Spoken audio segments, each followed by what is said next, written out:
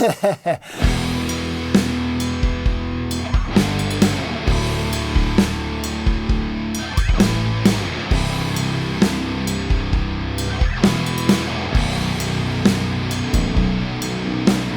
there. I'm gleeful right now because I got this new guitar and I'm so happy with it at the moment. Let's get into it here. It's a Schecter Omen Elite 7. It's a 7-string guitar. This is considered charcoal color, but this finish, oh my, look at this thing. It is just absolutely amazing. I don't, if I get my, here, is that getting in there? Oh, here, let's try this. See, I mean, that is just the most, it's a beautiful finish. So I had a previous review of a Jackson 7-string that I bought because I wanted to figure out if I wanted to even try and play a 7-string. I liked it, and I ended up buying a pickup for it because I was going to replace the bridge pickup in it with a Seymour Duncan Pegasus. So I ordered the pickup there, and it did fit because the Jackson had soap bar style pickups, which weren't even active. And this is a standard humbucker like they have here. See where this is going. So basically, I bought this guitar because I had this and I needed a place to put it. So I know it's a roundabout way to get a guitar, but I was ready for an upgrade on the 7-string anyway. So I went looking around and there were a number of models. Ibanez, Schecter had several models. But when I went on Sweetwater's site and I saw this, and when I say I saw this guitar. If you go to Sweetwater's site and you look this guitar up, you will see a selection of guitars and they all have it's a similar look, but they're all different. And this is the exact one I wanted. You can pick the one you want. They were so cool. They sent me pictures of it after I ordered it.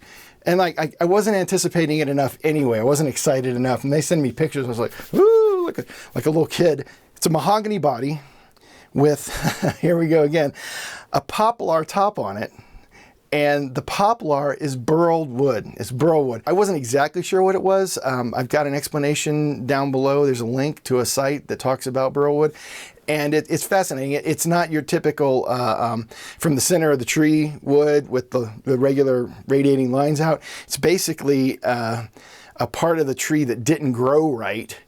And if they get big enough, you can make, guitar tops out of them. And the finish, they're all unique. No two look alike. They're amazing.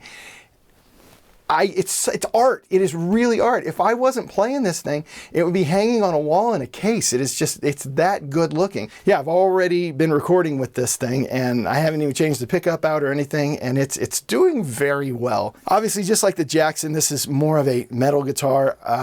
There's no doubt Schecter had metal in mind when they made this thing. I didn't even realize this until I started looking the specs up. It's got a black binding on top of the burl. I mean, it's just, and then the neck has the black binding on it too. It's just, I mean, beautiful. Look at that. God, it almost feels rolled. I don't know if it is. That wasn't a spec on it, but man, these are smooth edges on this thing. And then on the back side, they call this rust gray, and it's matte. And it offsets this so well. This is a nice finish on its own. You can buy a guitar with this finish, but that on the front and this on the back and the matte finish for the neck, this is a $550 guitar too. This is not a high price guitar. It's a mid-price guitar. And for $550 to get something this unique and this functional, yeah. Let's get into the neck here a little bit. It's a bolt-on maple neck. It does have a little cutaway here, so as your hand gets higher, you don't bump right into the body. It's a maple neck, maple bolt-on. It's got 5 bolts. They want to make sure it doesn't come off. Nice flat C shape, and it's got a 16-inch flat radius. So instead of 12 to 16 or 9.5 to 12 or whatever, it's just a flat 16, and it's fine. It has a rosewood fingerboard. Again, I'm getting rosewood fingerboards now, and I'm so glad to see it. I'm glad whoever took care of growing rosewood again, or finding a source for it so that it's not outlawed or it's importable. Thank you. 26.5-inch scale, just like the Jackson I had. A little longer just to make sure the tension stays up on the low B string there. That's good. That works. Not a huge fan of the inlays, their lines. I almost would have liked to have seen black inlays, something that's subtle. Yeah, that's the word, subtle. Something that's a little subtle. Strange thing is, everybody I've shown this guitar to loves the inlays, so it's obviously me. 24 jumbo frets, same thing as I had on the Jackson, pretty standard, I guess, for a 7-string these days. No problems at all with it. Plays like a dream. It's not a plastic nut. It's actually a Graphtec XL black tusk nut. That's a step up, you know. That's when you get up into that $500 range, you're starting to get things that are a little higher end. This guy has a 2-way truss rod. It's got another one instead of the single, and graphite support. So again, being 7 strings, being this long scale, it's going to have a little more tension than your standard 6-string guitars. You know, we mentioned the pearloid finger inlays. They're all right. Just like the Jackson I had string through. Again, if you feel that gives you the sustain you're looking for, awesome. Bridge is fine too. It's just a standard hardtail bridge. Obviously, I've adjusted it already, so it's easily adjustable. Tuning machines, same old story. Adequate. I think they're a little better than the Jacksons. Using it, I have had to do some retuning when I'm recording. That may have to do with the fact that it's just fresh strings, and I haven't had it that long, and they haven't been stretched out enough yet. As usual, man, if I was going to replace anything, I'd probably put some locking tuners on here just to keep it in tune constantly. So I was talking about how the inlays they're okay. They made up for it with these knobs. These are clear knobs. They're clear, so they don't distract at all from the body. If they were chrome or solid black or something, I think they would take away from the look of it. And man, clear knobs, again, was just beautiful. Whoever designed this was just having a good day. A 5-way selector switch. So the Jackson had a 3-way with just simple electronics. This one's got the 5-way, so it does your standard 3-way, but it also does some coil splitting, which cool, gives you more variety. And I have actually used that already in recording, particularly when I'm doing clean recording with it, which I've done too. So it's important to me that a guitar isn't just a metal guitar, you know, high gain, and it sounds good with high gain. Clean guitar for me is very important. And every guitar I have, I believe, I recorded clean with it. A guitar has to be able to play clean in order for me to use it, and this one plays clean well. Let's get on to the pickups here. They're interesting. The specs on Sweetwater's site were a little vague.